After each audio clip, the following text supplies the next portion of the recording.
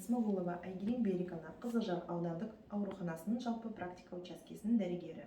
Мен жалпы сұрақтардың біріне жауап беремін.